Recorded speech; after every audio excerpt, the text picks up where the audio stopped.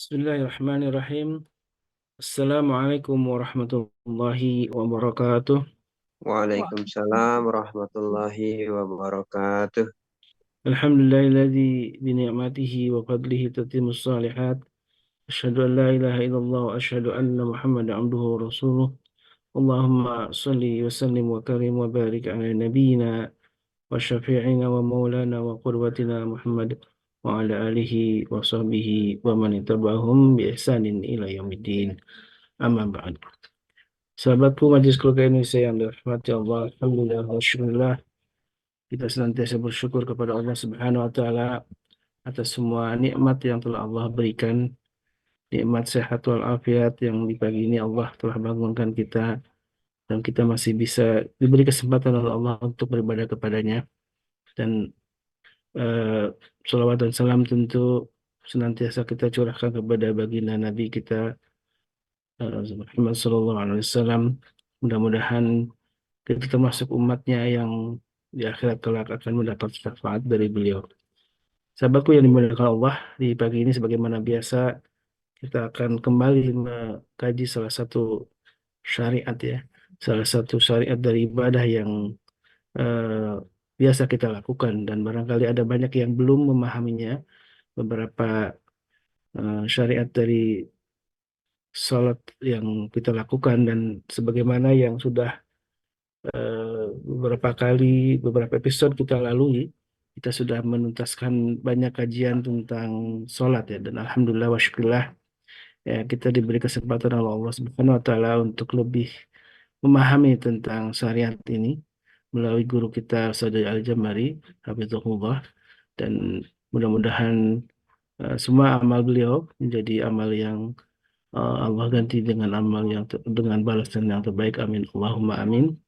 Dan kita semua jamaah yang dimuliakan Allah yang senantiasa istiqomah untuk hadir di kajian pagi bersama Ustaz Al-Jambari, juga Allah beri sebuah kenikmatan iman dan Islam, dan itu sebuah kenikmatan yang paling agung, kenikmatan yang tidak ada satu kenikmat pun kecuali kenikmatan iman dan Islam ini. Karena Allah senantiasa eh, menegaskan kepada hamba-hambanya untuk wala tamutunna illa wa antum muslimun, karena kita mati kecuali dalam keadaan Islam. Dan tentu keadaan bekal yang paling utama yang kita bawa nanti adalah bekal takwa. Dan salah satu yang memang wajib kita ketahui adalah tentang sholat ini. Karena sholat adalah amal yang pertama kali akan dihisab. Dan salah satu syariat sholat ini yang uh, akan dibahas di pagi ini tentang sholat syukur ya, syukur wudhu ya. Dan ini sebuah sholat mungkin tidak semua melaksanakannya. Tapi banyak sahabat Nabi yang justru merutinkan untuk melakukan sholat ini. Dan sebagaimana kita tahu, Bilal radhiyallahu an itu menjadi orang yang belum meninggal tapi terompahnya sudah didengar oleh Rasulullah SAW di surga ya. Dan itu menunjukkan betapa mm, keagungan dari Bilal bin Rabah ini. Dan salah satu amal yang dilakukannya adalah dia selalu menjaga wudhunya, kemudian juga merutikan untuk sholat sunnah setelah wudhu. Dan insya Allah akan dibahas tentang bagaimana tata caranya dan bagaimana motivasi yang paling penting untuk kita semua sehingga kita bisa mengamalkannya. Alhamdulillah, wasyukurillah. Assalamualaikum, Ustaz Dodi. عليكم السلام ورحمة الله وبركاته. كيف Kaifa حالك halukum, حبيبي؟ Ustaz? الحمد لله بخير. وأنت كيف؟ Alhamdulillah, bi khairin. Baik, Ustaz, kita akan membahas soal tentang syukur wudhu ya. Salat syukur wudhu ini طيب. eh, banyak yang belum ya istilahnya jarang mengamalkan nih. Orang sholat apa wudhu kemudian melakukan sholat sunnah 2 rakaat gitu ya. Dan kalau dawam terus menjaga wudhunya, tentu sholatnya akan semakin banyak ya dilakukan ya. Karena batal, kemudian wudhu lagi, kemudian sholat lagi. Jadi sholat menjadi sebuah hobi gitu, istilahnya begitu ya. Sebuah kebiasaan yang luar biasa sering dilakukan. Baik, Ustaz Falyadul Masykur, Ustaz. طيب شكرا جزاكم الله خيرا. بسم الله والصلاة والسلام على رسول الله. السلام عليكم ورحمة الله وبركاته. الحمد لله Alhamdulillahilladzi arsala rasulahu bil huda wa dinil haq liyudhhirahu ala dini kulli wa kafa billahi syahida. Asyhadu an la ilaha illallah wahdahu la syarika lah wa asyhadu anna Muhammadan abduhu wa rasuluh la nabi wa rasul ba'da. Allahumma salli wa sallim wa barik ala nabiyyina Muhammadin wa ala alihi wa sahbihi wa mawala wa la hawla wa la quwata illa billah wa ba'd. Bapak Ibu sahabat KMKI di rahmati Allah SWT, calon penghuni surga semuanya, ketika kita tidak tahu apa yang Rasulullah SAW kerjakan, maka sulit bagi kita untuk kemudian ingin menghadirkan apa yang datang dari beliau. Sementara ketika seseorang mengikuti Rasulullah SAW, maka Allah SWT akan memberikan dua hal, yakni rahmatnya dan ampunan dosa. Maka disinilah setiap kita kemudian menjadi harus mengenal apa yang Rasulullah SAW lakukan. Dalam rangka apa? Ketika kita hanya memahami bahwa beliau adalah orang yang baik, beliau ada orang yang dahsyat,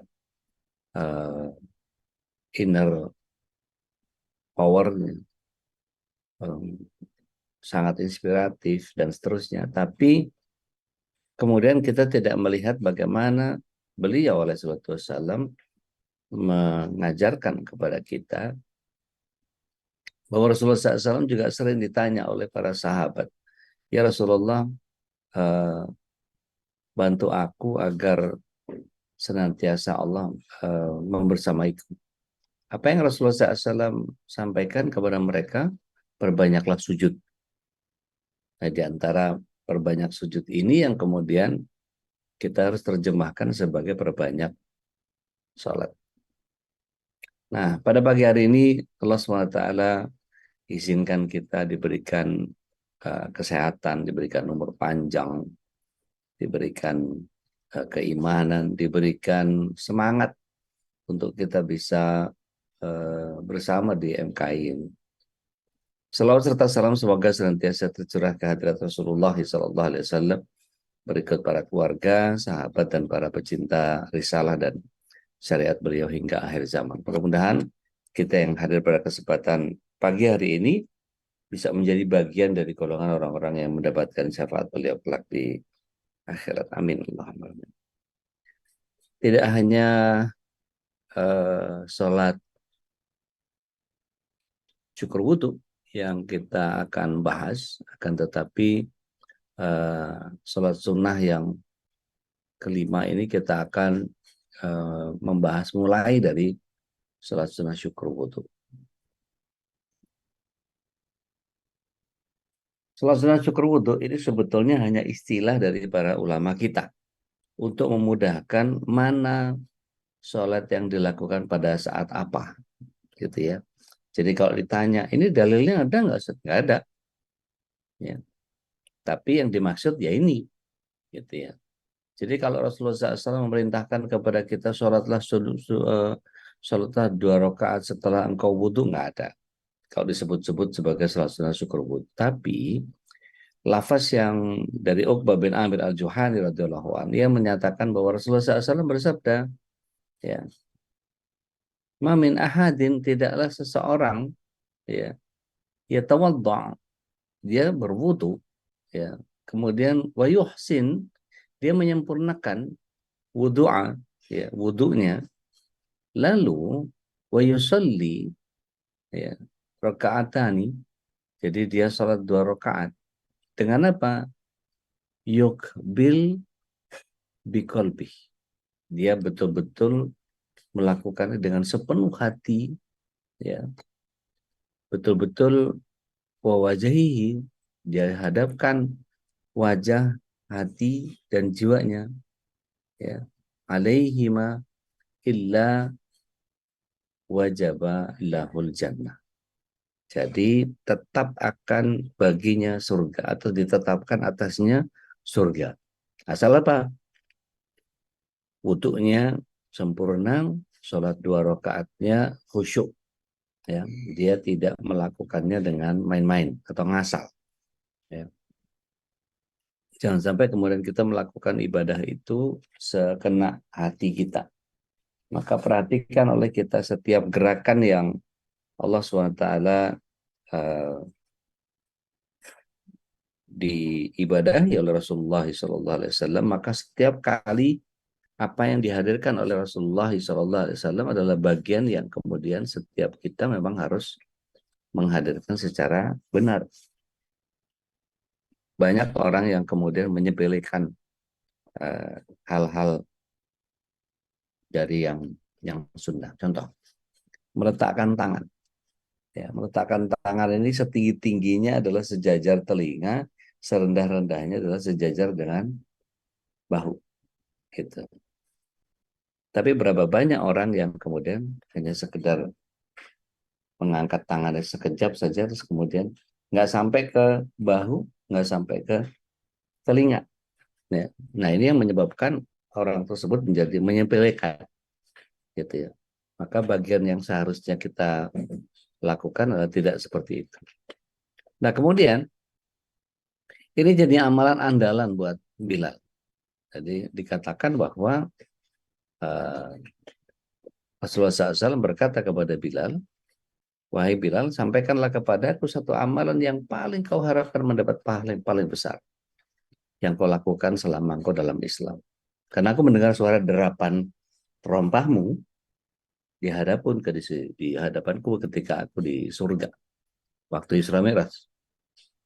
Maka Bilal bin Rabah radhiyallahu anhu menjelaskan bahwa tidak ada aku mengamalkan satu amalan pun yang paling aku harapkan selain setiap kali aku berwudu, baik di malam atau siang hari, kecuali aku sholat dengan wudu tersebut. Sholat sesuai dengan yang Allah catat bagiku. Jadi seandainya kita mau menjadikan ini sebagai amalan andalan kita, ada jaminan surga yang kemudian Allah SWT berikan kepada kita. Ini bagian yang sangat luar biasa. Nah, kita perlu pahami juga sholat sunnah syukur wudhu ini bahkan menurut beberapa ulama itu bahkan boleh dikerjakan, gitu ya, bahkan boleh dikerjakan di waktu-waktu terlarang yang 5 itu. Bahkan Al-Hafiz Ibnu Hajar rahimahullah taala menyatakan bahwa ada anjuran sholat 2 rakaat setelah berwudu, ya, yang diusahakan adalah melaksanakan langsung setelah berwudu, jangan ditunda. Gitu. Imam An-Nawawi berkomentar bahwa dianjurkan 2 rakaat setelah wudu karena ada hadis sahih tentang itu dalam kitab Majmu' Syara' Al-Muhaddab. Syekhul Islam Ibnu Taimiyah mengatakan bahwa dianjurkan sholat 2 rakaat setelah berwudu ini meskipun pada waktu yang dilarang untuk sholat. Ini menurut Syafi'iyah. Ya. Maksudnya beberapa ulama dari kalangan Syafi'i. Syekh Zakaria Al-Ansari dalam kitab Asna Al-Mata'ib, ya, Al-Matalib maksud saya, ini menyatakan bahwa dianjurkan bagi yang berwudu sholat 2 rakaat setelah wudu pada waktu kapanpun. Maka amalan-amalan ringan yang seperti ini menjadi bagian yang sebaiknya kita tidak meremehkan. Karena kalau kita lihat bagaimana sholat sunnah wudhu ini, bagian yang kemudian menjadi bagian yang sangat luar biasa. Sebelum saya masuk ke tahiyat masjid, ada yang mau didiskusikankah berkait dengan ini? Monggo, silakan.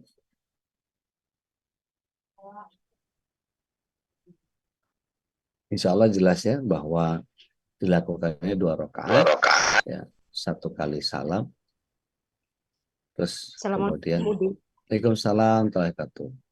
Tedian mangga.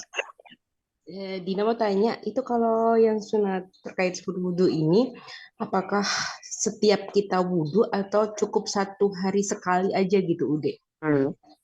Karena kalau setiap kali wudhu kan kadang sometimes kita udah ada hadas gitu kita wudhu gitu. Apakah anytime setiap kita wudhu atau cukup sehari sekali aja gitu, atau ada waktu yang khusus gitu, misalkan pas wudhu kapan gitu. Ya, Nuhun Ude. baik. Bismillah, wassalatu wassalamu ala Rasulillah. Dari riwayat yang kuat dikatakan Bilal melakukannya tiap kali wudhu.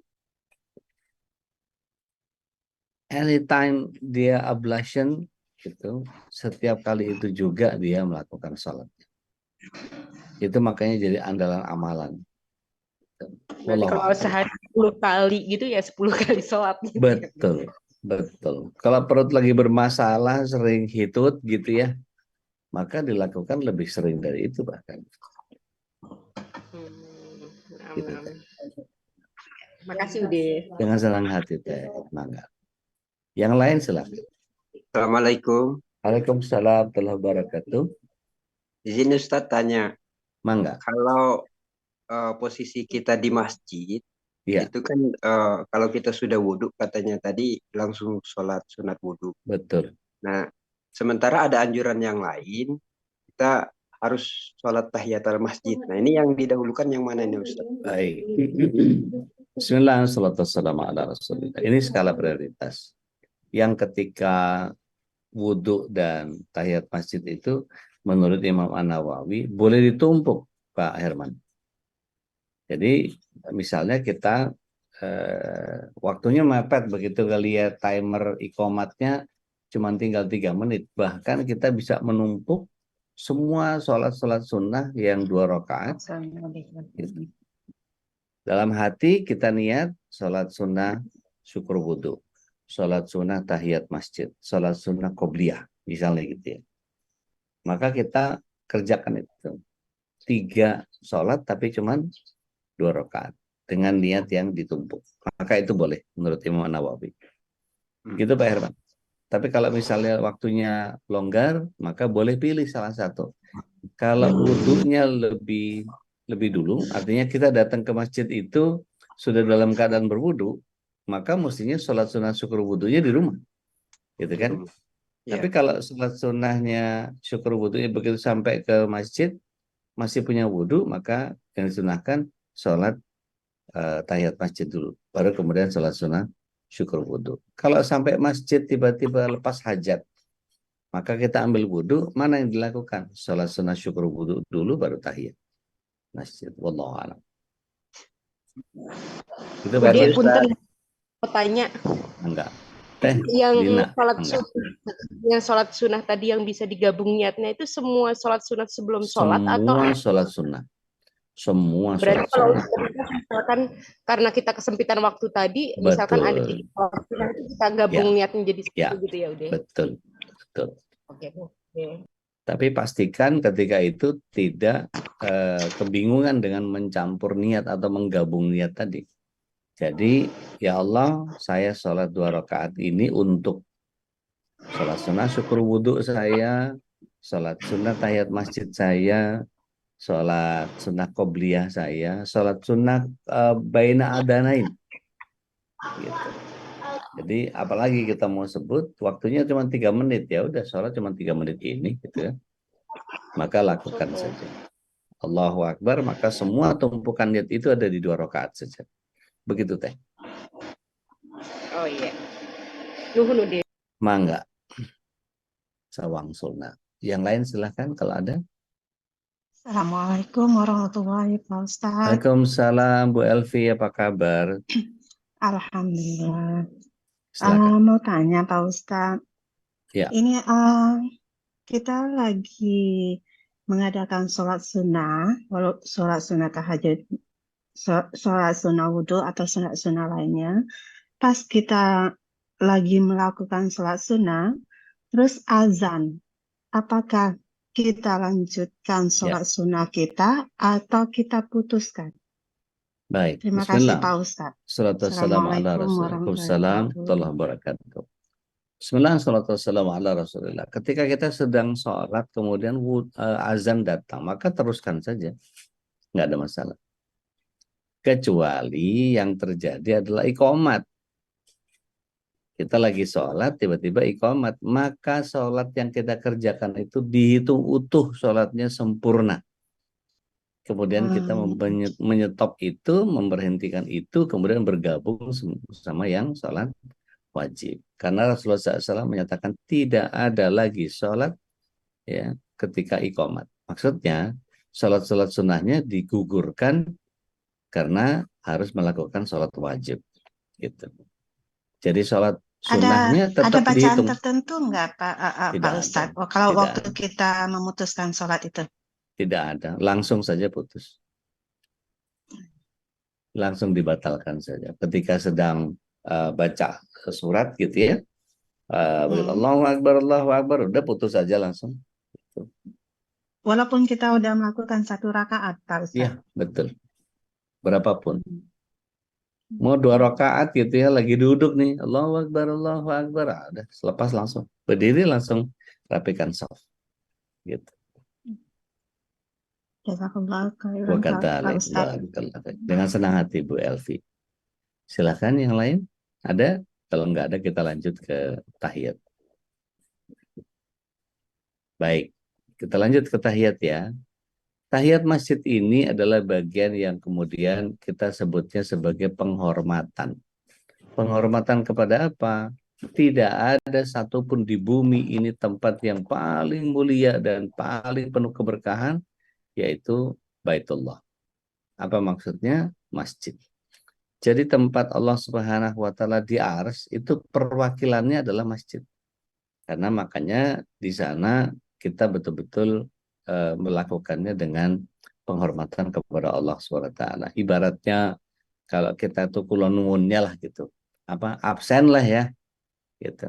Ini dari Abu Qatadah radhiyallahu anhu, Rasulullah SAW bersabda, "Idza dakhalal ahadukum, jika seseorang kalian masuk al-masjidah, ya, masuk ke dalam masjid, fala yajlis, maka jangan duduk hatta yusolli rakaatan."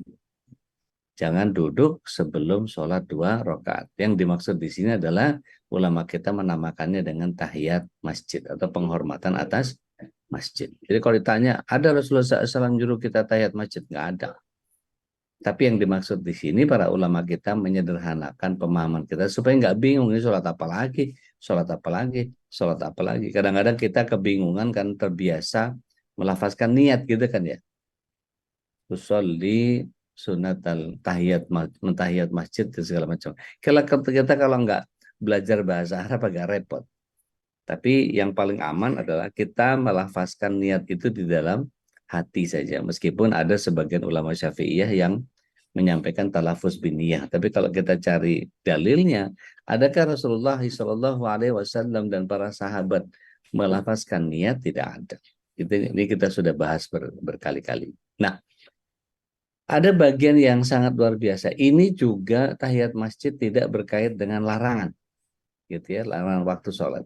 Tahiyat masjid ini bisa dikerjakan begitu kita selesai masuk ke masjid dengan doa Allahumma ja'al fi qalbi nura wa fi lisani nura wa fi sam'i nura wa fi basari nura wa an yamini nura wa an simali nura wa fi amami nura wa fi yasari nura wa fi tahti nura wa fi fawqi nura wa fi ja'ali nura. Maka kemudian kita masuk bismillah wassalatu wassalamu ala rasulillah Allahumma firli dunubi waftahli abwaab rahmatik dengan kaki kanan, maka saat itu langsung kita cari spot untuk kemudian sholat tahiyat masjid gitu. Jadi betul-betul dilakukan pada saat kita masuk ke masjid. Nah, tadi Pak Herman sudah bagus sekali menanyakan tentang mana yang kita dahulukan ketika kita wudhu, maka kondisi wudhunya di mana dulu. Kalau di rumah kerjakan di rumah, kalau di masjid maka boleh pilih yang mana dulu. Tapi kalau wudhu dulu kemudian tahiyat masjid, maka yang dahulukan adalah wudhunya dulu. Tayyib. Di sini bahkan tahiyat masjid ini Rasulullah SAW agak menekankan sedikit. Artinya gini, kalau kita lihat bagaimana kaifiah orang melakukan yang namanya khutbah Jumat. Khutbah Jumat itu ada interaksi nggak antara khotib dengan jamaah? Nggak ada, nggak boleh. Ya. Tapi khusus tentang sholat tahiyat masjid ini, Rasulullah SAW bahkan ketika khutbah, ketika beliau sedang khutbah, tiba-tiba ada datang seseorang langsung duduk. Padahal tadi kita tahu jangan duduk sebelum tahiyat masjid, gitu kan ya. Maka Rasulullah SAW seketika itu di dalam khutbahnya langsung menanyakan kepada pria ini, hal inta sholat, sudah sholat belum antum? Itu. Dia jawab, laisa ya Rasulullah, belum ya Rasulullah. Fasallu, maka segeralah sholat, kata Rasulullah SAW. Maka dia berdiri sholat tahiyat masjid. Dan langsung Rasulullah SAW meneruskan daripada khutbahnya. Artinya apa? Ini penekanan yang sangat ditekankan, sholat tahiyat masjid. Ini kayak nggak punya unggah-ungguh, kayak nggak punya sopan, nggak punya tata kerama, nggak punya sopan santun. Masuk ke rumahnya Allah, masa nggak pakai kulonwun, masa nggak pakai tahiyat gitu. Masa nggak ada penghormatan sama sekali ke tempat yang penuh dengan keberkahan dan kemuliaan. Itu kira-kira. Dari Jabir radhiyallahu an, beliau menyatakan bahwa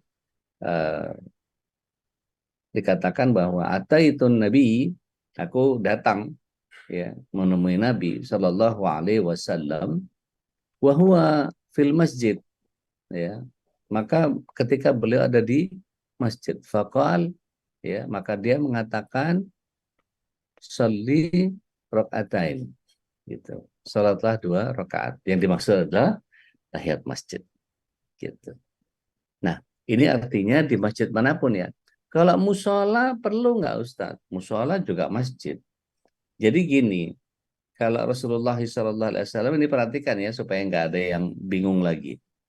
Antara musola dengan masjid bedanya apa? Sebagian orang kita Indonesia ya menganggap bahwa kalau musola nggak dipakai Jumatan, gitu. Kalau masjid dipakai Jumatan. Padahal pertanyaannya adalah dikumandangkan azan nggak di musola? Dikumandangkan azan berarti tempat apa? Tempat orang sujud, berarti masjid juga. Jadi supaya nggak keliru istilah, biasakan kita memahami kalau musola itu tempat sholat, masjid itu tempat sujud. Ketika sholat ada sujudnya nggak? Berarti dia masjid. Kalau di masjid orang sholat nggak? Berarti musola. Berarti sama-sama antara masjid dan musola sebagai fungsi gitu ya. Tapi kalau kita lihat bagaimana Rasulullah SAW punya musola atau masjid. Rasulullah SAW punya musola di rumahnya, ya, yaitu mihrabnya beliau. Baru kemudian di luar rumah masjid. Jadi musola itu sebetulnya lebih tepat untuk di rumah. Musola di rumah, masjid di luar rumah. Karena di masjid dikumandangkan azan, gitu ya, sedangkan di rumah tidak dikumandangkan azan. Nah, kalau dikumandangkan azan di musola, berarti musolanya itu berfungsi sebagai masjid. Bahwa perkara kemudian didirikan sholat Jumat atau tidak, lebih kepada kemaslahatan tempat-tempat tersebut. Jadi misalnya ini hanya untuk 5 waktu. Kalau Bapak Ibu pernah ke Madinah, seperti beberapa waktu yang lalu saya berikan petanya di tempat para sahabat atau para khalifah ketika melakukan khutbah sholat Id, gitu ya. Ketika kita bahas pekan lalu kalau nggak salah, itu di sholat Id itu Abu Bakar As-Siddiq radhiyallahu an, Umar bin Khattab radhiyallahu an, Ali, ya, Utsman dan seterusnya. Itu sampai-sampai tempat petilasannya, tempat bekas dipakainya untuk sholat itu kemudian saat ini dijadikan masjid. Nah, pertanyaannya adalah kita mending di mana? Masjid yang situ atau Masjid Nabawi? Nabawi 1000 loh. Gitu. Saya rasa. Jadi gimana caranya? Banyak orang yang tinggal di situ supaya pekerjaannya tidak terlalu terganggu kalau jalan ke apa namanya? Masjid Nabawi itu jaraknya 500 meter gitu. Maka mereka bisa sholat di situ dan kembali ke tempat bekerjanya lebih cepat. Maka yang mana yang lebih manfaat, lebih maslahat? Nyari 1000 tapi pekerjaannya terbengkalai gitu, atau nggak nyari 1000 tapi dia lakukan di tempat-tempat yang memang ada masjid di sekitar situ. Makanya kadang-kadang dibuka, kadang-kadang nggak dibuka itu masjid-masjid yang kecil-kecil itu. Gitu. Supaya orang nggak ngambil tanahnya, supaya orang nggak ngosokin pecinya atau sorbannya ke dinding masjid untuk ngambil keberkahan, tabarruk ya. Nah, yang begitu-begitu kan dihindari, makanya dibikinnya masjid gitu. Supaya jangan sampai orang melakukan kesyirikan atas nama keberkahan gitu ya. Nah, kemudian sholat tahiyat masjid ini adalah penghargaan atau penghormatan terhadap masjid gitu ya. Ini yang kemudian setiap kita mesti memahaminya dengan benar. Tayyib, di ruang chat ada Mbak Mei. Izin tanya Ustaz, kalau kita sedang safar luar kota dalam perjalanan, mampir ke masjid untuk sholat wajib, masih harus tahiyat masjid ya? Iya, sunnahnya iya. Gitu, dimanapun. Rasulullah SAW itu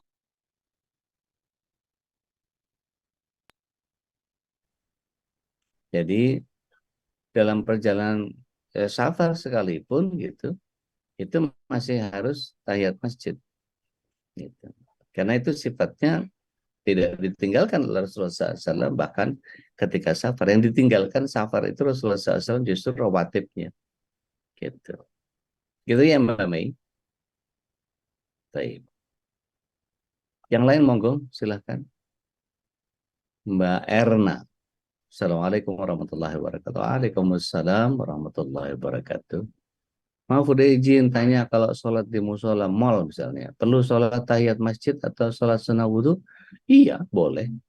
Karena itu dijadikan sebagai masjid kan. Nah, yang jadi pertanyaan itu ketika sholatnya di parkiran.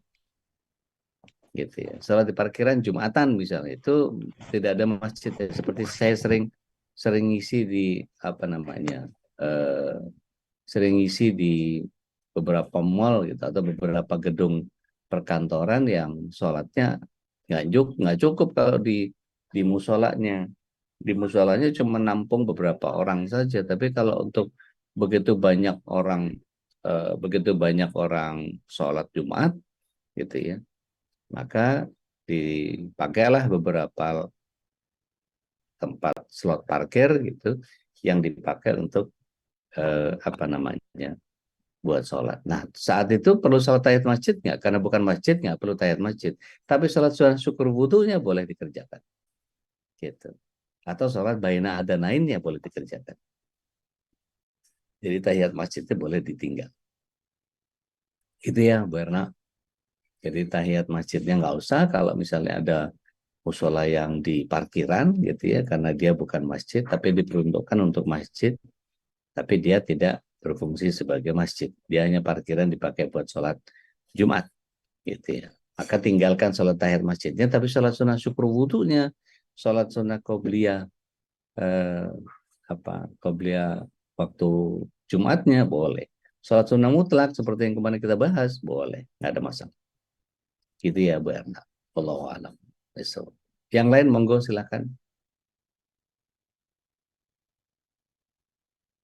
Baik, kalau tidak ada saya langsung geser ke Abah, ketua kelas, mangga. Iya, habis dari masjid. Masya Allah. Aku nanya mengenai sholat tahiyatul masjid pada saat hari Jumat. Ya. Sebelum khotib naik kan azan dulu tuh, pas azan kita datang.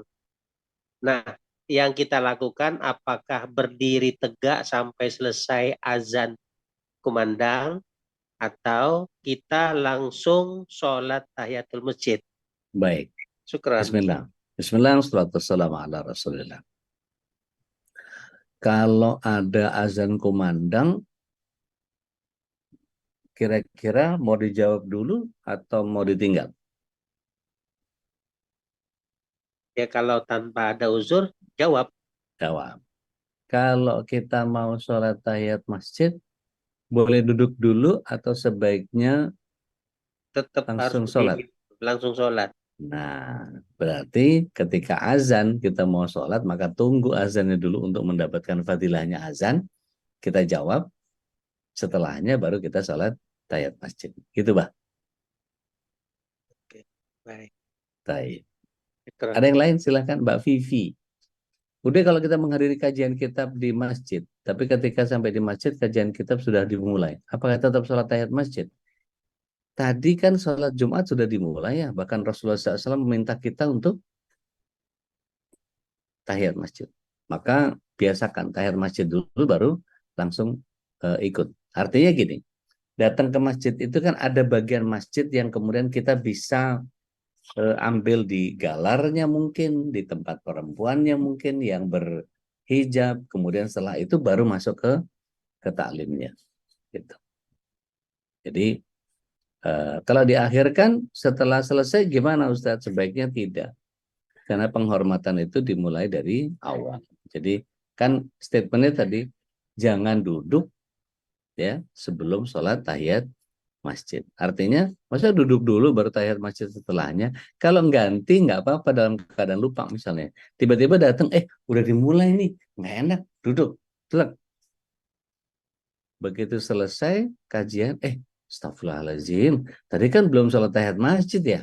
Saya nggak punya andalan amalan ini. Siapa tahu andalan amalan yang kali ini membuat saya menjadi dimuliakan oleh Allah SWT. Maka mengganti sholat tahiyat masjid yang tadinya harusnya di awal, gitu, tapi kemudian kita menggantinya di bagian belakang. Kalau gitu nggak apa-apa. Gitu ya Mbak Vivi ya. Baik. Yang lain masih ada lagi sebelum kita masuk ke istikharah? Baik, kalau tidak ada kita langsung masuk lagi ke istikharah. Nah, ini agak panjang pembahasannya salat istikharah ini.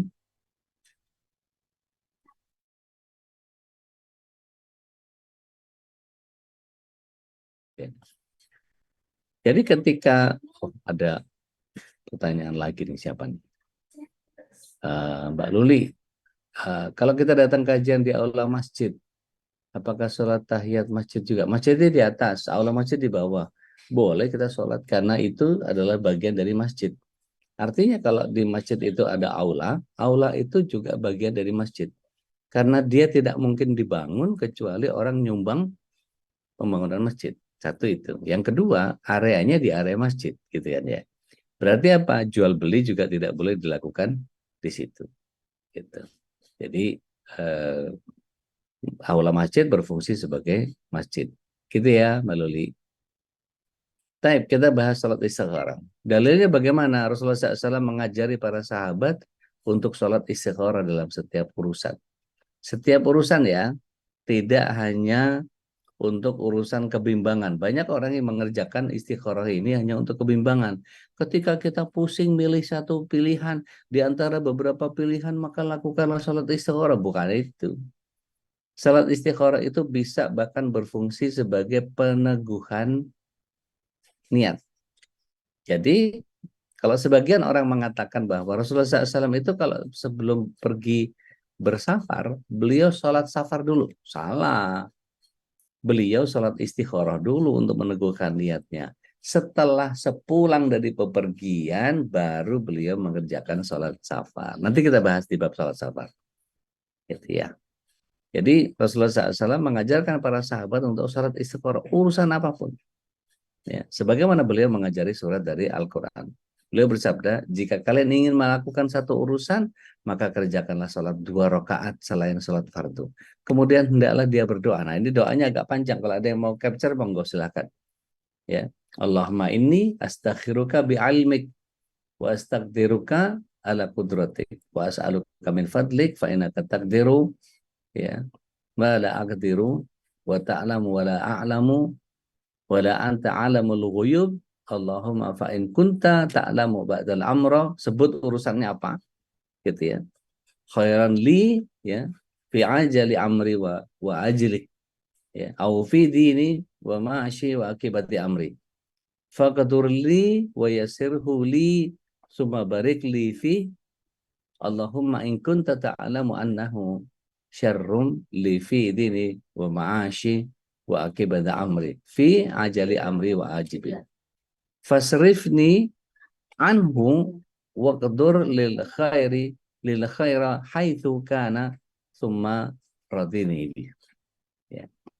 Apa maknanya? Ya Allah, sungguh aku beristikharah kepadamu, mohon bimbinganmu dengan ilmumu. Ya, kemudian mohon kekuatan dan kekuatan yang datang darinya. Aku meminta kepadamu dengan kemuliaanmu. Sungguh engkau mentakdirkan dan aku tidak mampu melakukannya. Engkau yang maha tahu sedangkan aku tidak. Engkau yang mengetahui perkara yang gaib. Ya Allah, jika engkau mengetahui bahwa perkara ini baik bagi urusanku dunia akhirat atau baik bagi agama kehidupan dan akhir urusanku, maka takdirkanlah hal tersebut untukku. Mudahkan untukku, berkahi untukku. Ya Allah, jika engkau mengetahui bahwa perkara tersebut jelek bagi agama, kehidupan, dan akhir urusanku, atau baik bagi urusanku dalam dunia akhirat, maka palingkan aku dariku. Ya, dan palingkan aku darinya, dan takdirkanlah yang terbaik untukku, apapun keadaannya, dan jadikanlah aku ridho dengannya. Kemudian dia menyebut keinginannya apa. Harus sepanjang ini Ustaz, harus selengkap ini enggak. Kalau kita misalnya begini, ya Allah, misalnya buat para bujang nih, ya dia minta sama Allah, ya Allah kalau memang pasanganku ini sebut namanya gitu ya, dia baik buatku, buat agamaku, buat akhiratku, maka dekatkan aku kepadanya. Tapi kalau buruk buatku, buat agamaku, buat dunia akhiratku, maka jauhkan. Ya, sesederhana itu. Ya. Maka sama ketika kita ingin melakukan pengokohan hati, ya, lakukan saja sholat 2 rakaat. Ya Allah, saya ingin engkau teguhkan hatiku untuk urusan ini. Bismillah. Gitu. Maka beberapa hadis yang diriwayatkan oleh Imam Ahmad, Al-Bukhari, Ibnu Hibban, Al-Baihaqi, dan yang lain. Nah, ada hal yang perlu kita fahami bahwa apakah istikharah itu dijawab dengan mimpi? Rasulullah SAW menyatakan bahwa mimpi itu ada 3 macam. Dari Allah, dari setan, dan bisikan hati atau angan-angan manusia. Beliau juga menjelaskan bahwa mimpi tidak bisa dijadikan untuk menetapkan hukum, tapi hanya sebatas diketahui. Dan tidak ada hubungan antara sholat istikharah dengan mimpi, karena itu tidak disyariatkan, ya, bahwa setiap istikharah pasti diikuti dengan mimpi. Ya, hanya saja jika ada orang yang istikharah kemudian dia tidur dan bermimpi yang baik, sangat boleh jadi itu merupakan tanda baik baginya dan melapangkan jiwa. Tapi kalau tidak ada tapi penting kita ketahui tidak ada hubungan antara istikharah dengan mimpi. Gitu. Nah, setelah istikharah, orang ulama menjelaskan bahwa Imam An-Nawawi terutama, lakukan saja apa yang sesuai dengan keinginan hati. Udah istikharah nih, ada kebimbangan misalnya, ada istikharah, udah jalanin aja. Bismillah. Gitu. Maka Allah akan mudahkan atau persulit itu menjadi bagian yang kemudian setiap kita menjadi bisa mengerjakan. Gitu. Maka dikatakan jika seseorang melakukan istikharah, ya, istikharah, ya, atau 5, maka lanjutkan, ya, 5 syahrul, ya, sadrahu, yang jadi keinginan hatinya. Dia kepengennya apa? Ya. Tapi nggak boleh maksa ya buat para jomblo. Fisabilillah. Ya Allah, kalau memang dia belum jodohku, jadikan aku jodohnya ya Allah. Maksa itu namanya. Ya Allah, kalau dia belum baik, perbaiki dia untukku ya Allah. Nggak boleh, itu maksa namanya. Ya Allah, kalau dia nggak sesuai untukku, nggak baik, perbaiki dia ya. Itu nggak boleh. Ya, ngotot itu. Nggak baca tanda sederhananya. Jadi intinya apa kalau istikharah itu?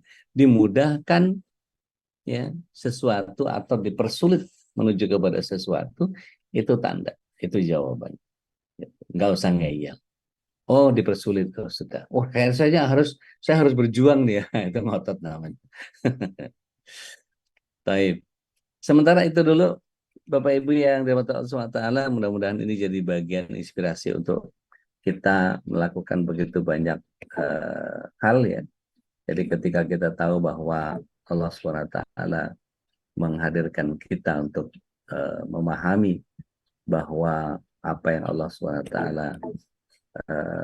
hadirkan itu menjadi bagian yang harus kita pahami, maka insya Allah ini adalah bagian yang dari istikharahnya kelewat. Sebentar, mana dia?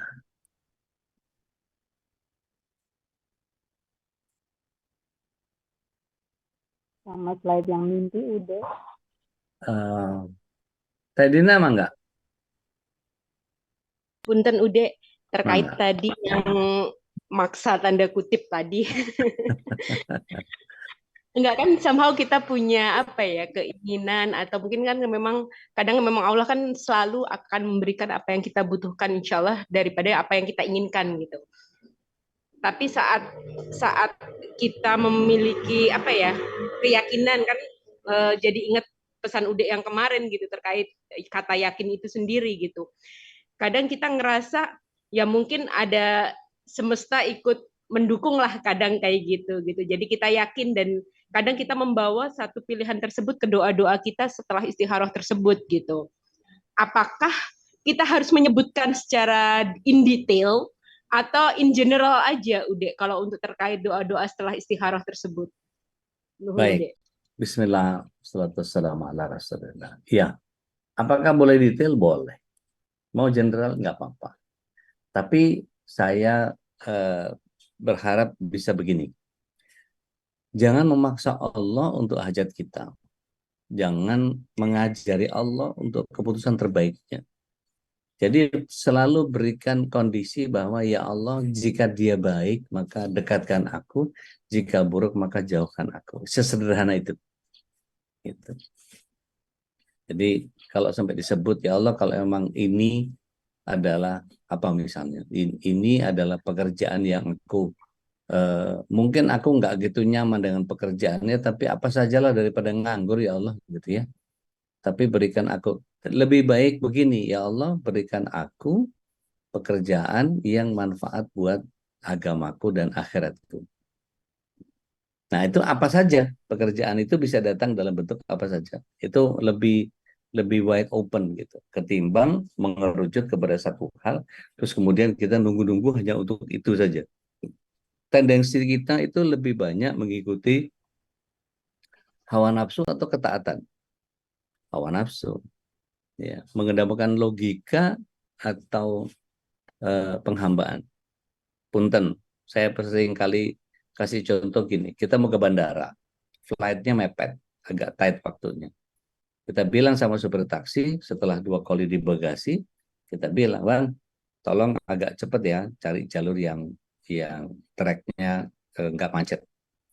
Oh siap Bu, kata supirnya. Udah, kita kena packing dari semalam, agak lelah, maka kita pulas ketiduran. Begitu pulas ketiduran, melek, kok masih di sini? Bukannya tadi lewat itu tuh bisa ke situ, di sini masuk tol apa segala macam. Seolah-olah kita ngatur logika di atas takdirnya Allah.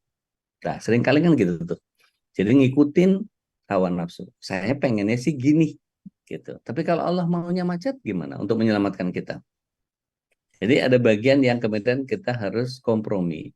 Ada satu tulisan di bak truk truk box gitu. Saya ketawa sendiri tuh baca itu kan suka aneh-aneh gitu ya. Tapi ini luar biasa. Jadi pakai bahasa Jawa.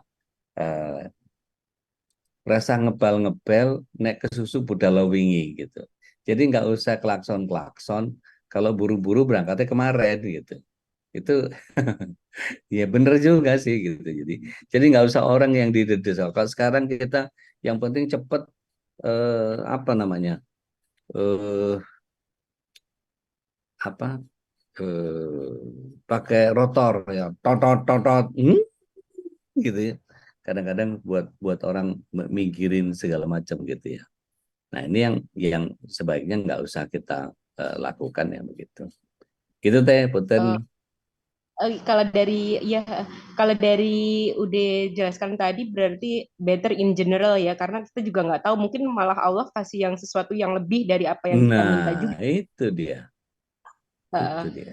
Itu satu yang kedua berarti ya seperti yang udah slogan udah ya gitu maksudnya setelah kita istikharah gitu kan yang do the best be the best let's do our best gitu Ya, kan. ya. Yang ketiga, saya ingat kata-kata Uwah ya, Ustadz tadi Hidayat gitu. beliau waktu itu pernah bilang kalau misalkan kita berdoa ya udah gitu, maksudnya Allah Maha tahu kok apa yang kita butuhkan, jadi doa aja gitu bahwa Allah mau tahu, intinya Allah mau tahu apa yang kita butuhkan, dan hamba mohon ampun gitu kalau misalkan masih banyak kurang bersyukur gitu, karena mungkin dengan itu kan Allah mengampuni kita, karena kan Allah kalau jika Allah mengampuni kita, insya Allah apapun yang kita minta, kita inginkan itu akan sesuai dengan apa yang kita butuhkan menurut pandangan Betul, Allah ya udah ya. betul, betul. Nuhun udah. Mangga, dengan senang hati. Baik, saya kembalikan lagi ke Ustaz Khalis. Ada beberapa sholat yang kita pelajari dari salat syukur wudhu, kemudian tahiyat masjid, kemudian istikharah. Insya Allah hari ini cukup dulu. Insya Allah kita sambung di kesempatan yang akan datang. Karena sholat ini masih panjang ya, insya Allah. Ya. Alhamdulillah, wasyukurillah, jazakallah khairan Ustaz. Para Wakadar. jamaah yang dimuliakan Allah, alhamdulillah kita sudah menuntaskan satu kajian tentang eh, salah satu dari sholat sunnah ya, sholat sunnah syukur wudhu, tahiyatul masjid, dan istikharah ya. Ada 3 sholat sunnah yang saat ini pagi ini kita pelajari. Mudah-mudahan kita bisa memahaminya, dan nampaknya memang sudah biasa kita lakukan dan memang sangat sederhana ya, hanya 1 rakaat, tentunya dalam hati gitu ya, dan eh, bersyukurnya kita bisa digabung Ustaz ya, ternyata bisa digabung beberapa sholat Ya, sunnah itu dengan niat 3 niat, kemudian 1 sholat kita tumpuk. 2 rakaat, dalam dalam 2 rakaat cukup, dengan 2 rakaat kita sudah melakukan 3 sholat sunnah tadi. Ya, Ada syukur wudhu, ada tahiyatul masjid gitu ya, dan ada sholat mutlak juga, silakan mungkin bisa juga digabung gitu ya kan, karena kita sudah juga ngebahas sholat mutlak di akan yang lalu ya. Dan insya Allah kita akan lanjutkan ke sholat, ada istisqa tadi ya, ada sholat insya Allah, juga, insya Allah. khusuf juga masih banyak yang juga harus kita pahami Ya, berupa sholat sunnah, dan mudah-mudahan tadi doa yang istikharah ini, nah ini kayaknya memang kalau istikharah ini banyak yang sudah sering dilakukan ya, terutama kalau yang sedang dilamar gitu ya, atau sedang mencari jodoh, ini doa-doa yang biasa dihafal gitu ya, dan ini kayaknya wajib gitu. Sekarang nih ada yang minta di Ibu Diah saat menampilkan tentang mangga, doanya mangga, tuh ya. mangga, mangga. Oke, mungkin Silakan di mau di screenshot. screenshot ya. Silakan. Silakan di screenshot. Atau nanti filenya saya share di grup, Hmm, nggak apa-apa, insya Allah. Insya Allah. Ini ada pertanyaan Ustaz dari Baik, Bu Nadia dari Bandung tentang istikharah nih Ustaz. ya, baik.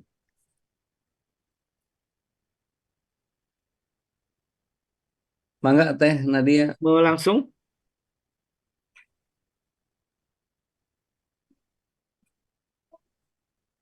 Kalau di chat mungkin bisa dibacakan Ustaz. Saya bacakan gimana? Ada. Ada di chat Ustaz.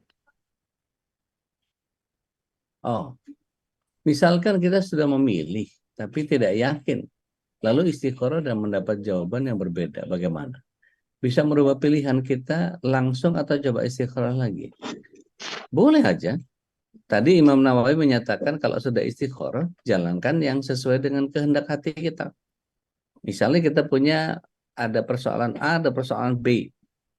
Kita cenderungnya ke A, tapi B itu ada manfaat yang lain gitu ya. Kita cenderung ke A. Kemudian kita istikharah. Setelah selesai istikharah, kita mengarah ke A. Nggak apa-apa. Gitu. Gitu ya, Teh Nadia. Dan Mudah-mudahan ya. memastikan bahwa kesulitan yang kita dapatkan itu mungkin bagian dari Allah memalingkan dari perkara itu, apakah bagaimana saja meyakini bahwa itu adalah upaya Allah untuk memalingkan kita dari perkara itu dengan kesulitan-kesulitan itu, atau Oke. istilahnya ya namanya kesulitan, ada orang yang bebal gitu ya, wah ini Ya, harus dihadapi, harus memang di sebagai ujian di gitu kan. dibelokkan kepada sholat hajat. Mm. Ya Allah, hajat saya si A ini. Maka Imam An-Nawawi menyatakan juga kerjakan 100 rakaat bahkan sampai kita betul-betul dapat hajat yang kita mau. Nggak ada masalah. Gitu, Ustaz. Wallahu Nah, a'lam. Ya, punten silakan. Mangga, mangga. mumpung penjelasan penjelasan Ude barusan, berarti kalau in general mungkin istikharah, tapi kalau in detail kita hajat kali ya, gitu ya. Iya, iya, iya. Jadi kalau kita udah mulai kekeh akan sesuatu, hajat. Oke. Tapi kalau Nuhun. in between gitu, baina gitu, ini antara ini enggak itu enggak. Duh, yang mana ya? Bikin keder ini. Ya Allah, yang mana yang baik deh kasih tanda. Kalau saya menuju kepada A, engkau persulit, maka saya akan nggak mau ngotot lagi. Tapi kalau kau mudahkan aku kepada B, padahal saya senangnya A, saya akan ikut B deh, gitu. Tapi abis itu mesti betul-betul smile ya, apa betul-betul total surrender gitu. Oh ini nih yang mudahkan, yang sana susah banget. Di kontak nggak jawab-jawab, yang sini malah duluan nyosor dianya gitu. Oke ini aja kali gitu. Nah, habis itu hajat aja udah kencengin hajahnya. Tuk tuk tuk tuk tuk tuk tuk tuk sampai dapat. Kata Imam Nawawi, bahkan sholat hajat 100 rakaat pun nggak ada masalah. Gitu. Berarti kalau in between tadi, setelah kita mungkin dikasih tanda-tanda sama Allah gitu untuk kekehnya kita ke Allah Ya, gitu, belokin ke hajat. lihat gitu. Iya, belokin ke hajat. Oke, nuhun Ude. Mangga. Ya. Taib, Bunda Gomba, Bu Etin, Bu siapa nih? Bu Mureza, siapa? Mbak Anissa, dan Nadia, semua. Umu Reza, Mbak Syari, Barakallahu fiik. Mbak Mei, gitu. Taib, semuanya lah. Alhamdulillah, Masya mudah-mudahan pembahasan ini juga bisa memberikan inspirasi dan motivasi untuk kita Ya ya. Rab. Pertama, kita makin cinta dengan wudhu ya. Ini penting, ternyata orang yang mengistiqomahkan wudhu kemudian sholat 2 rakaat itu luar biasa fadilahnya. Insya Allah. Insya Allah Allah. akan gugurkan dosanya. Dalam salah satu hadis disebutkan Sudahlah wudhunya gugur dosa, sholat sunnahnya masukin surga. Oh, Masya Allah. Insya What a Allah. nice life. Makanya kalau ada yang mau keluar dari Islam, batalin aja. Insya Allah. Dan soal istikharah tadi, saya ada hadis ya dari Nabi SAW, riwayat dari Imran bin Husain, Ustaz. Doanya Allahumma alhimni rushdi. Nah, iya, iya. Allahumma alhimni rusdi, terus wa'idni min syarri nafsi. Jadi supaya bahwa hajat kita, keinginan kita Dijaga. itu untuk dihindarkan dari nafsu gitu ya. Ya. Allah memberikan petunjuk dengan jelas apa yang diinginkan oleh Allah itu, oleh kita ini sesuai dengan diinginkan oleh Allah. Ini kan taufik, Ustaz ya. Ya. Karena tidak semua yang kita inginkan juga sebenarnya diinginkan oleh Allah. Karena ada yang diizinkan oleh Allah tapi tidak diridhoi oleh Allah. Ya. Mudah-mudahan apa yang kita inginkan kemudian juga Allah ridhoi. Amin. Dan Allah mudahkan untuk menggapainya, dan Allah kasih petunjuk. Amin. Amin, amin Allah, amin. Dan inilah satu kajian yang saya yakin karena semuanya pasti punya hajat ya, selama di dunia ini pasti punya hajat, punya keinginan, punya harapan untuk keluarga, untuk harta, jabatan, dan lain sebagainya, untuk urusan-urusan dunia. Maka pembahasan ini menjadi sangat penting untuk kita pahami. Maka berdoa kepada Allah Subhanahu wa Ta'ala untuk Allah bukakan pintu hidayah dan taufiknya, karena ini sangat penting.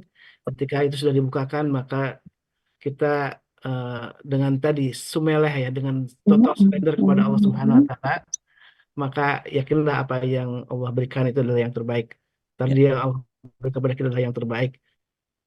Dan tentu ujung daripada apa yang kita jalani di dunia ini adalah husnul khatimah. Ini yang paling puncak ya, husnul khatimah. Karena apalagi kalau bukan husnul khatimah. Baik, alhamdulillah, jazakallah khairan, dan jazakumullah khairan juga untuk semuanya yang dimuliakan Allah. Mudah-mudahan pagi ini menjadi pagi yang terbaik untuk kita semua. Allah berkahi kita, keluarga kita. Kembali saya ingatkan, selain kita memang rutin ngaji di tiap pagi, kemudian juga kita rutin untuk bersedekah di tiap pagi. Karena ini alhamdulillah MPI membuka di sedekah pagi ini, kita memang akan berusaha menyisikan untuk infak fisabilillah untuk saudara-saudara kita di Palestina. Dan insya Allah mudah-mudahan di bulan Maret Babe kembali bisa ke pengungsian, dan kita akan titipkan langsung amanah dari jamaah semuanya untuk dibawa dan langsung disampaikan ke saudara-saudara kita. Mudah-mudahan ini juga amal yang menjadi amal yang Allah ridhoi, dan mudah-mudahan kita Allah mudahkan kita untuk melaksanakan amal-amal kebaikan ini. Dan Pak sebelum Ketum tutup, ada ngacung tuh. yang ingin disampaikan Ustaz Salsela, silakan Ustaz. Assalamualaikum warahmatullahi wabarakatuh. Waalaikumsalam Waalaikumsalam. warahmatullahi wabarakatuh. Sebagai penutup mungkin bisa diingatkan ada pengumuman bahwa hari Sabtu malam yang biasanya itu kajian Mutiara Hati malam, kita tajamkan menjadi sekolah ayah bunda ya, tetap bersama Ustadz Dodi Al-Jambari. Itu hasil kemarin ketemu sama Ustadz Dodi dan Ustadz Ruli. Gitu ya udah ya, Siap, kira-kira mungkin bisa insya Allah. dijelasin sedikit apa itu Taib. sekolah ayah bunda itu. Taib, bismillah. Salatu wassalamu ala rasulillah. Sekolah ayah bunda ini adalah bagian yang kemudian menjawab permasalahan-permasalahan yang seringkali kita berkeluarga itu nggak ada universitasnya, nggak ada institut suami istri. Begitu lepas sekolah, ya sudah masing-masing kembali dengan habitatnya masing-masing, dengan kebiasaan masing-masing. Kan pernikahan itu adalah sebuah lembaga yang berisi dua orang yang berbeda. Berbeda cara pandang, berbeda gaya hidup, berbeda cara tanggap, berbeda cara menyikapi, berbeda pendidikan, berbeda pemahaman, berbeda budaya, berbeda, itu banyak sekali benturan-benturan yang kemudian tidak sejalan kadang-kadang. Nah, untuk melakukan kalibrasi sehingga semuanya bisa sesuai dengan apa yang Al-Quran dan Sunnah tuntunkan kepada kita, maka kami berusaha untuk menjembatani bahwa sebetulnya permasalahan-permasalahan yang beragam itu sejak jadi zaman kuda gigit besi gitu ya, sampai ke bagian sekarang kuda gigit wortel gitu, di beberapa range gitu yang kita kasih makan kudanya, itu menjadi bagian yang sebetulnya sama secara pattern. Buat apa Allah Subhanahu wa taala mendesain Al-Qur'an? Buat apa Rasulullah SAW menghadirkan sunnah? Ternyata ketika semua mengembalikan diri kepada Allah SWT dan Rasulnya SAW, ternyata keluarga itu menjadi bagian yang menjawab semua persoalannya, dan kita akan tuntas pretelin dari mulai A to Z-nya, dan kita akan pilahkan nanti untuk kelas pranikah, untuk kelas pasangan muda, untuk kelas pasangan veteran gitu ya, untuk kelas anak-anak, bahkan nanti kita akan berusaha desain. Nah, sementara ini hanya untuk secara umum saja bahwa mulai Sabtu kita akan hadirkan sekolah ayah bunda ini untuk menjawab keluarga yang selama ini trial and error ngejalanin keluarga itu. Udahlah kita nikah, lihat gimana nanti aja, gitu kan. Sehingga kadang-kadang ada persoalan-persoalan yang kita tidak mampu jawab ketika berhadapan sama itu. Sedangkan untuk bicara kepada ustadz, tidak semua ustadz kompeten. Gitu. Ada ustadz yang cuma hafalannya Quran doang, ada ustadz yang hafalannya cuma tajwid doang, ada ustadz yang dan seterusnya. Sehingga insya Allah kita akan ngobrol sama praktisi pendidikan. Beliau kepala sekolah, ketua yayasan, dan beliau konsultan pendidikan bertaraf internasional. Beliau sampai namanya ngurus sekolahan itu sampai ke Finlandia gitu. Nah, saya ngiri dong yang di Finlandia diurusin, masa yang di Indonesia nggak diurus? Ayo dong diurus juga dong gitu. Nah, beliau alhamdulillah berkenan, dan insya Allah kita akan bersama dengan Ustadz Muhammad Ruli Renata. Jadi insya Allah karena beliau praktisi dan saya juga penggiat pendidikan buat keluarga, seringkali jadi konsultan, dikontak kesulitan. Kalau Ustadz Ruli kan konsultan beneran ya. Kalau saya konsultan dikontak kalau kesulitan. Ya, biasa, ada masalah tuh biasanya, Ustadz gitu kan, jam 2 pagi tuh, Ustadz sampai nangis-nangis. Sudahlah, resikonya dianggap bisa Konsultan. menyelesaikan masalah. Insya Allah Sabtu malam jadi MHM kita akan kerucutkan menjadi, kita pertajam menjadi sekolah ayah bunda. Mudah-mudahan setiap ayah menjadi makin soleh, setiap bunda menjadi makin taat, setiap anak menjadi makin terbentuk karakternya, sehingga insya Allah kita bisa sekeluarga ke surga. Amin. Amin. Allahumma Amin. amin. Gitu, Mas Elo mau nambahin silakan.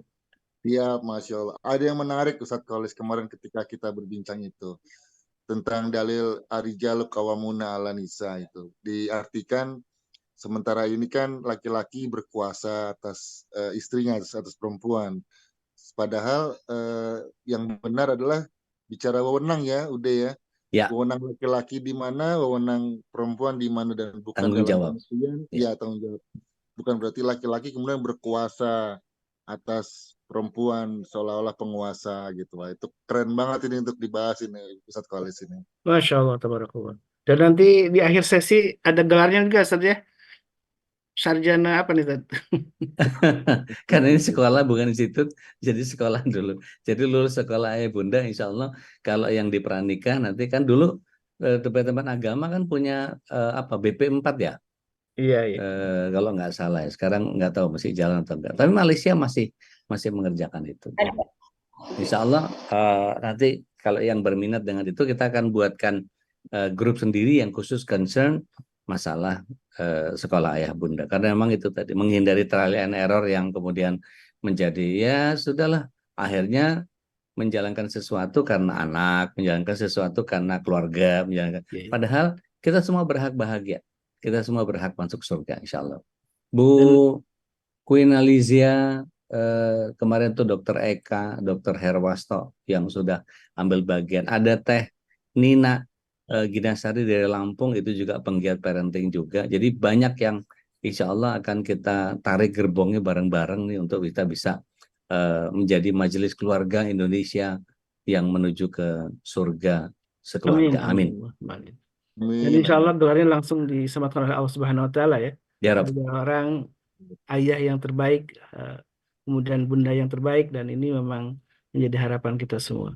Amin. Alhamdulillah, syukurlah ini aspirasi yang sudah tertampung akhirnya ya, bahwa sekolah ayah bunda ini menjadi tempat kita untuk sama-sama sharing ya, sama-sama untuk mendalami tentang bagaimana menjadi ayah yang terbaik, menjadi yang bunda terbaik. Dan ini basisnya tidak hanya dari syariat juga, tapi juga dari sains juga ya. Karena ada satu banyak penjelasan-penjelasan tentang misalkan tentang karakter anak laki-laki dan perempuan itu sangat beda, dan betul. Soal usia juga, periodisasi usia, ternyata mendidik anak dengan periodisasi usia itu ternyata beda ternyata ya. Ya. Mendidik anak di usia awal, misalkan di balita dengan anak yang sudah dewasa awal, itu juga ternyata beda. Dan itu insya Allah akan dikupas tuntas guru-guru kita, para praktisi pendidikan dengan sharing-sharing ilmunya. Mudah-mudahan ini berkah untuk kita semua ya.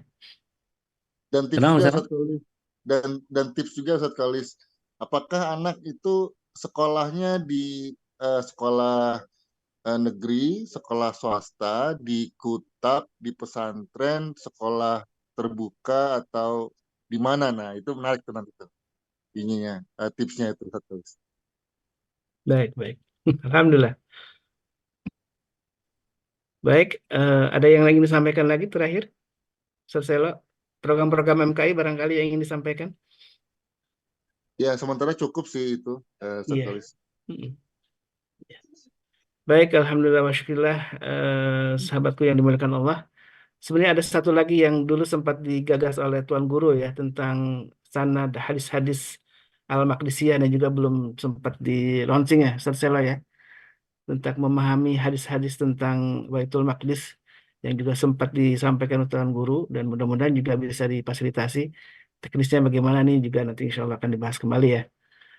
Karena ada beberapa yang ingin tentu mendalami tentang tentang Al-Aqsa ini dari sisi hadis-hadis Nabi gitu ya, dan juga mungkin ada penjelasan-penjelasan lagi dari sisi geopolitik dan lain sebagainya. Mudah-mudahan juga bisa difasilitasi Ustaz Selo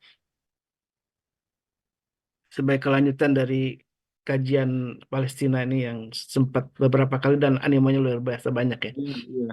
Siap insya Allah. Kemarin karena Tuan Guru sempat sakit kan, jadi kita belum susun lagi agendanya Ustadz Kolis. Insya Allah ke depan. Baik.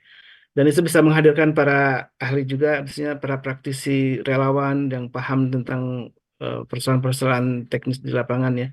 Dan insya Allah ini menjadi sebuah kajian rutin, mudah-mudahan ya, tentang Palestina juga menjadi sebuah kajian rutin yang mungkin sebulan sekali gitu ya, menghadirkan para tokoh, dan sekaligus tadi ada usulan untuk melaksanakan hadis-hadis 40 hadis ya kalau nggak salah yang Al-Arba'ina Al-Maqdisiyah, 40 hadis yang berkaitan dengan Baitul Maqdis yang insya Allah akan disampaikan oleh Tuan Guru.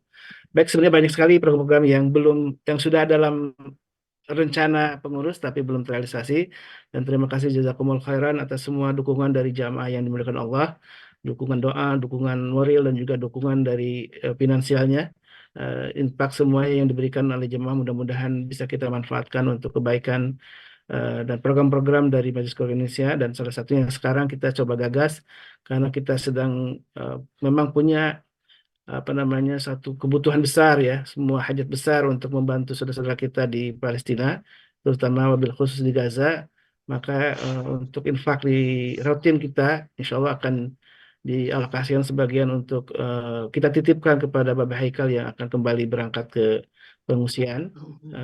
Dan insya Allah ini menjadi sebuah keberkahan dari kita semua. Mudah-mudahan kita sama-sama saling bisa mendukung ya dalam hal program MKI maupun juga kita bisa melaksanakan kebaikan di rumah, di dalam keluarga kita. Baik, jamaah yang bukan Allah, mari kita tutup kajian ini dengan doa kafaratul majlis. Subhanakallahumma wa bihamdika asyhadu an la ilaha illa anta astaghfiruka wa atubu ilaik. Alhamdulillah minkum. Wabillahi taufiq wal hidayah. Wassalamualaikum warahmatullahi wabarakatuh. Waalaikumsalam. Allahumma arhamna bil Qur'an waj'alhu lana imaman wa nuran wa hudan wa rahmah. Allahumma zakkirna minhu وعلمنا منه ما جهلنا وارزقنا تلاوته آناء الليل وأطراف النهار واجعله لنا حجة يا